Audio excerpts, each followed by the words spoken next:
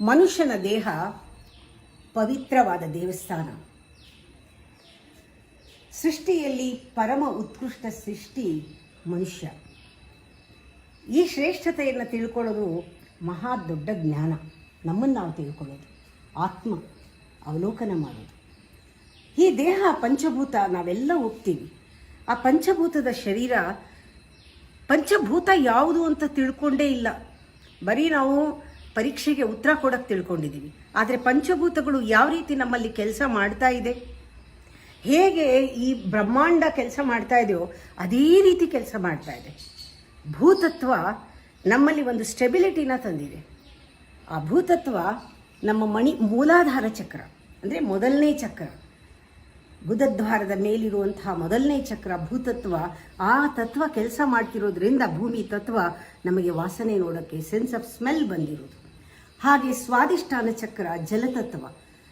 ಆ ಜಲ ನಮ್ಮಲ್ಲಿ ಇರೋದ್ರಿಂದಲೇ ಆ ಮೂಮೆಂಟ್ ಗೊತ್ತಾಗ್ತಾ ಇದೆ. ಸ್ಟಡಿನೆಸ್ಸು ಮೂಮೆಂಟು ಎರಡು ಚಕ್ರದಿಂದ ನಮಗೆ ಬಂದಿದೆ ಅಂತ ನಮಗೆ ಗೊತ್ತಾಗಬೇಕು.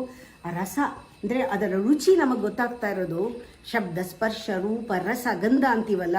ಈ ಪಂಚತನ್ ಮಾತ್ರೆಗಳು ಕೂಡ ಈ 5 ಚಕ್ರಗಳು ಕೆಲಸ ಮಾಡ್ತಾ ಇದೆ. ಅದಕ್ಕೆ ಮೂಲಾಧಾರ ವಾಸನೆ ಆದರೆ, ಸ್ವಾದಿಷ್ಠಾನ ಜಲತತ್ವ, ಮಣಿಪುರ ಹೀಗೆ ಈ ಚಕ್ರಗಳು ಇಲ್ಲಿದೆ. ಲಂ ಮಂತ್ರ ಮೂಲಾಧಾರದ್ದು, ವಂ ಮಂತ್ರ ಸ್ವಾದಿಷ್ಠಾನದ್ದು, ರಂ ಮಂತ್ರ ಮಣಿಪುರದ್ದು.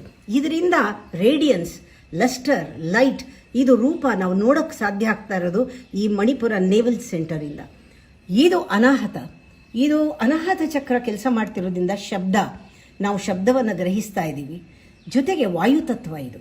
ಹೀಗೆ ಭೂತತ್ವ, ಜಲತತ್ವ, ಅಗ್ನಿತತ್ವ, ವಾಯುತತ್ವ ಇದೆಲ್ಲವೂ ಕೂಡ ನಮ್ಮ ದೇಹ ಆಗಿದೆ. ಇದು ವಿಶುದ್ಧಿ ಚಕ್ರ ಆಕಾಶ ತತ್ವ, ಹಂ ಮಂತ್ರ.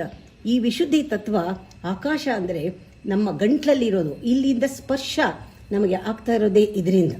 ಹೀಗೆ ನಮಗೆ ಗೊತ್ತಾಗಬೇಕು, ಪಂಚಭೂತಗಳನ್ನು ಕಂಟ್ರೋಲ್ ಮಾಡ್ತಾ ಇರೋದು, ಡಿಸಿಪ್ಲಿನ್ ಮಾಡ್ತಾ ಇರೋದು ಈ ಎನರ್ಜಿ ಸೆಂಟರ್ಸ್ ಎಲ್ಲ.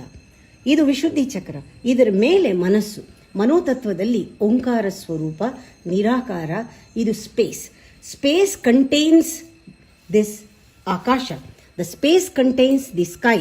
ಈಥರ್ ಅಂತಾರೆ, ಎಥರಿಕ್ ಬಾಡಿ ಅಂತಾರೆ. ಈ ಸ್ಪೇಸಲ್ಲಿ ಎಲ್ಲ ಇದೆ, ಎಲ್ಲ ತತ್ವಗಳು. ನಮ್ಮಲ್ಲೂ ಕೂಡ ಬುದ್ಧಿ, ಮನಸ್ಸು, ದೇಹ ಎಲ್ಲವೂ ಕೂಡ ಒಂದು ಸ್ಪೇಸ್ನಲ್ಲಿ ಇದೆ. ಆ್ಯಕ್ಚುಲಿ ಸ್ಪೇಸಲ್ಲಿ ಹೇಗೆ ನೀರಲ್ಲಿ ಮೀನು ಓಡಾಡುತ್ತೋ ಹಾಗೆ ಸ್ಪೇಸಲ್ಲಿ ನಾವು ಓಡಾಡ್ತಾ ಇದ್ದೀವಿ. ಈ ದೇಹ ಆ ಸ್ಪೇಸಲ್ಲಿ ಓಡಾಡ್ತಾ ಇದೆ. ನಾವು ಎಷ್ಟು ಬ್ರಹ್ಮಾಂಡಕ್ಕೆ, ಈ ಪ್ರಪಂಚಕ್ಕೆ, ಈ ಯೂನಿವರ್ಸ್ಗೆ ಕನೆಕ್ಷನ್ ಇದೆ, ಎಕ್ಸಿಸ್ಟೆನ್ಸ್ಗೆ ಅನ್ನೋದು ಪ್ರತಿ ಕ್ಷಣನೂ ನಾವು ಅನುಭವಿಸ್ಬೇಕಾದದ್ದು. ಒಂದು ಯಂತ್ರ ಶರೀರ. ಯಾಕೆ ಅಂದರೆ ಲಂ ಮಂತ್ರ ಅಂದರೆ ಮೂಲಾಧಾರ ಶಕ್ತಿ ಗಣಪತಿ ಅಂತ ನೆನ್ನೆ ಹೇಳಿದೆ. ಆ ಗಣಪತಿ ಜೊತೆಗೆ ಕ್ರಿಯೇಟಿವ್ ಪವರ್ ಎಷ್ಟಿರುತ್ತೆ ಅಂದರೆ ಬ್ರಹ್ಮ ಬಾಲರೂಪದಲ್ಲಿರ್ತಾನೆ. ಹಾಗೆ ವಂ ವಿಷ್ಣು, ಇಲ್ಲಿ ಸ್ವಾದಿಷ್ಠಾನದಲ್ಲಿ ವಿಷ್ಣು ಯೌವನ ರೂಪದಲ್ಲಿರ್ತಾನೆ. ರಂ ಇಲ್ಲಿ ರುದ್ರ, ಆ ರುದ್ರ ವೃದ್ಧ ರೂಪದಲ್ಲಿರ್ತಾನೆ. ವಂ ಇಲ್ಲಿ ಕೊನೆಯ ಇದು ಮಂತ್ರ ಅನಾಹತದಲ್ಲಿ ಈಶಶಕ್ತಿ. ಅವನು ಸೃಷ್ಟಿ, ಸ್ಥಿತಿ, ಲಯ, ತಿರೋಧಾನ ಕೆಲಸ ಮಾಡ್ತಾನೆ. ಅಂದರೆ ಪಂಚಕೃತ್ಯಗಳು ನಮ್ಮಲ್ಲಿ ನಡೀತಾ ಇರೋದು ಸೃಷ್ಟಿ, ಸ್ಥಿತಿ, ಲಯ, ತಿರೋಧಾನ. ಬ್ರಹ್ಮ, ವಿಷ್ಣು, ಇಲ್ಲಿ ರುದ್ರ, ಈಶ. 4 ಜನ 4 ಕೆಲಸ ಮಾಡ್ತಾ ಇದ್ದಾರೆ. 5ನೇದು ಇದು ನಿರಾಕಾರವಾದಂತಹ ಸದಾಶಿವ, ಅನುಗ್ರಹಕಾರಕ. ಇದೆಲ್ಲಕ್ಕೂ ಮೀರಿದ ಓಂಕಾರದ ಶಕ್ತಿ ಆ ತಾಯಿ, ಜನನಿ, ಜಗಜ್ಜನನಿ, ರಾಜರಾಜೇಶ್ವರಿ. ಅವಳ ಯಂತ್ರ ಸ್ವರೂಪದಲ್ಲಿ ಎಲ್ಲವೂ ಇದೆ. ಇಲ್ಲಿ ನಾವು ನೋಡಿದಾಗ ಗೊತ್ತಾಗುತ್ತೆ, ಇದೇ ಯಂತ್ರ ಒಂದು ಆಕೃತಿಯಲ್ಲಿ ಬ್ರಹ್ಮ ಇಲ್ಲಿದ್ದಾನೆ. ಅದು ಬ್ರಹ್ಮ ಆ ಸಣ್ಣದಾಗಿ ಬಾಲರೂಪದಲ್ಲಿದ್ದಾನೆ. ವಿಷ್ಣು ಯೌವನ ರೂಪದಲ್ಲಿದ್ದಾನೆ. ಹಾಗೆ ರುದ್ರ ಇಲ್ಲಿದ್ದಾನೆ. ಮತ್ತೆ ಇಲ್ಲಿ ಈಶ. ಈ 4 ಶಕ್ತಿಗಳು ಕೂಡ ದೇವಿಯ ಒಂದು ಪಾದದ ಹತ್ರ ಇದೆ.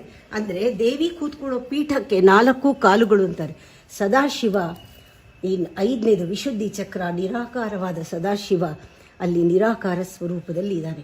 ಅವರ ಮೇಲೆ ಆವಾಹಿತಳಾಗಿರೋ ಓಂಕಾರ ಸ್ವರೂಪಿಣಿ ರಾಜರಾಜೇಶ್ವರಿ ಇದ್ದಾಳೆ. ಅದರಿಂದ ದೇವಿಗೆ ನಾವು ಪಂಚಬ್ರಹ್ಮಾಸನ ಸ್ಥಿತೆ ಅಂತ ಹೇಳ್ತೀವಿ, ಪಂಚಬ್ರಹ್ಮ ಸ್ವರೂಪಿಣಿ ಅಂತ ಹೇಳ್ತೀವಿ, ಪಂಚಾಷಟ್ ಪೀಠ ರೂಪಿಣಿ ಅಂತ ಹೇಳ್ತೀವಿ. ಪಂಚಮಿ ಪಂಚಭೂತೇಶಿ ಪಂಚಸಂಖ್ಯೋಪಚಾರಿಣಿ ಅಂತ ಹೇಳ್ತೀವಿ, ಪಂಚಪ್ರೇತ ಪಂಚಾದಿಶಾಯಿನಿ ಅಂತ ಹೇಳ್ತೀವಿ. ಇದನ್ನೆಲ್ಲ ಈ ಹೆಸರೆಲ್ಲ ಲಲಿತಾ ಸಹಸ್ರನಾಮದಲ್ಲಿ ಬಂದಿರೋದು ಈ ಒಂದು ಅದ್ಭುತವಾದ ಒಂದು ಆ ದೇವಿಯ ಆಕಾರ. ಅವಳು ಓಂಕಾರ ರೂಪದಲ್ಲಿ ಆಕಾರ ತಗೋತಾಳೆ ಆ ದೇವಿ, ಈ ರಾಜರಾಜೇಶ್ವರಿ. ಇವಳು ಆ ಶಂಕರಾಚಾರ್ಯರಿಗೆ ಮಹತ್ ಸ್ಫೂರ್ತಿಯಾಗಿ ಆ ತಾಯಿ ಸೌಂದರ್ಯ ಲಹರಿಯನ್ನು ಆ ಮಂತ್ರವನ್ನು ರಚಿಸಿ ಯಂತ್ರ ಮಂತ್ರ ಸ್ವರೂಪದಲ್ಲಿ ಪ್ರತಿಯೊಂದು ಕೂಡ ಅವರಿಗೆ ದರ್ಶನ ಆಯಿತು.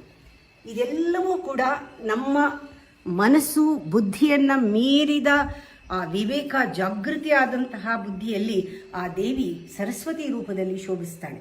ನಮ್ಮಲ್ಲಿ ಸರಸ್ವತಿಯೂ ಅವಳೇ, ಲಕ್ಷ್ಮಿಯೂ ಅವಳೇ, ಕಾಳಿಯೂ ಅವಳೇ. ನಮ್ಮೆಲ್ಲ ಇಚ್ಛಾ ಕ್ರಿಯಾ ಮತ್ತು ಜ್ಞಾನ ಶಕ್ತಿಯನ್ನು ಕೊಡುವಂತಹ ದೇವತೆ. ಇದಕ್ಕೆಲ್ಲವೂ ಕೂಡ ಒಂದು ಗುರು ಬೇಕು. ಆ ಗುರುವಿನ ಅನುಗ್ರಹ ಇಲ್ಲದೆ ಏನೂ ಮಾಡೋಕ್ಕಾಗಲ್ಲ.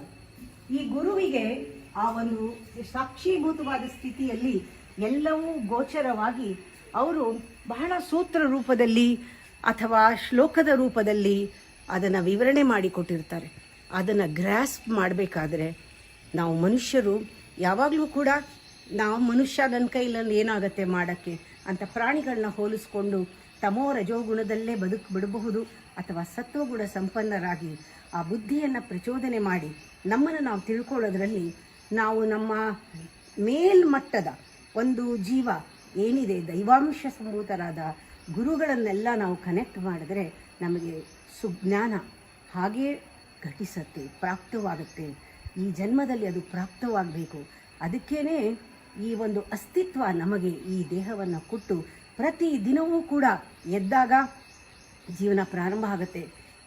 ಸೂರ್ಯ ಹುಟ್ಟಿದಾಗ ಸೂರ್ಯಾಸ್ತಮವಾದಾಗ ನಮ್ಮ ಜೀವನ ಮುಗಿಯುತ್ತೆ. ಆದರೆ ಪ್ರತಿನಿತ್ಯ ಇನ್ನೊಂದು ದಿವಸ ಸಿಗುತ್ತೆ.